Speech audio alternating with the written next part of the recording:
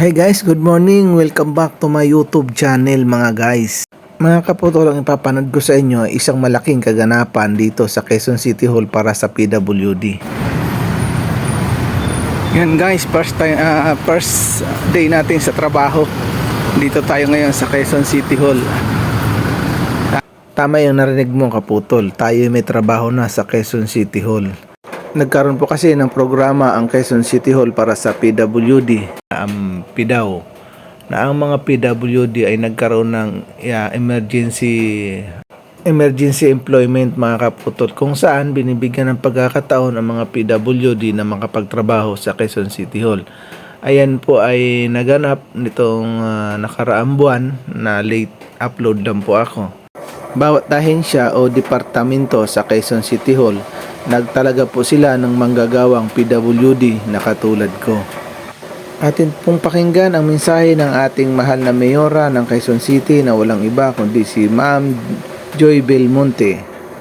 Mga kaputol, congratulate po natin ang ating mahal na mayor sa Top City Mayors of the Philippines. Congratulations po, Madam Joy Belmonte.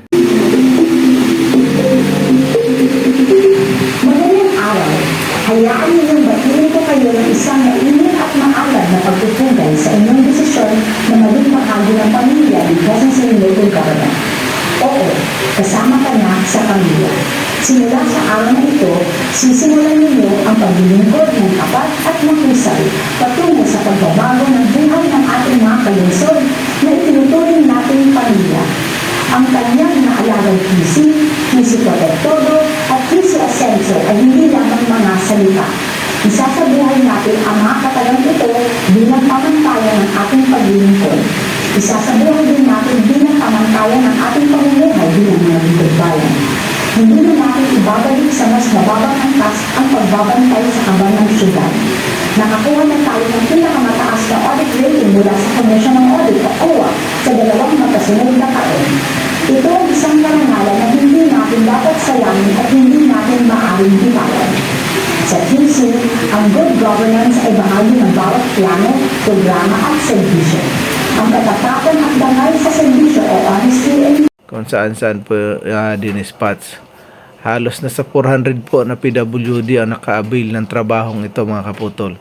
Kaya malaking tulong na rin sa ating mga PWD at lalong-lalo na't magdi-December nagkaroon po tayo ng hanap buhay. Sana maging tuloy-tuloy po ito para sa amin. Malaking tulong po ito mga kaputol.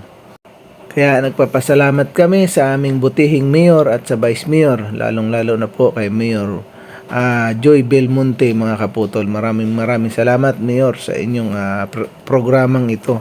Nawa ay maging tuloy-tuloy po para kami ay magkaroon kami ng hanap buhay. Naalala ko nga ang sabi ni Pastor Ed Lapis, kung ikaw ay tutulong, bigyan mo ng panghuli ng isda, huwag yung magbibigay ka lang ng isda.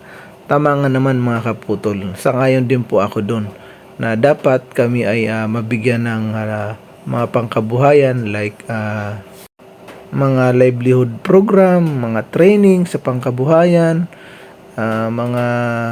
mga urban for gardening, mga ganun mga kaputol. Yun, nais namin magkaroon ng source of income.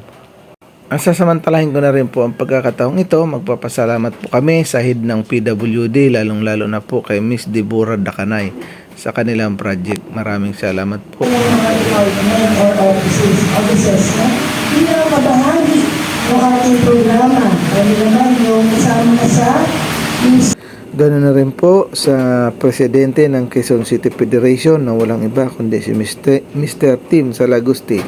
Maraming salamat sir sa inyong kasipagan. Mabuhay kayo. Yan mga kaputol, dahil sa araw ng Lunes ngayon, mayroon tayong flag ceremony.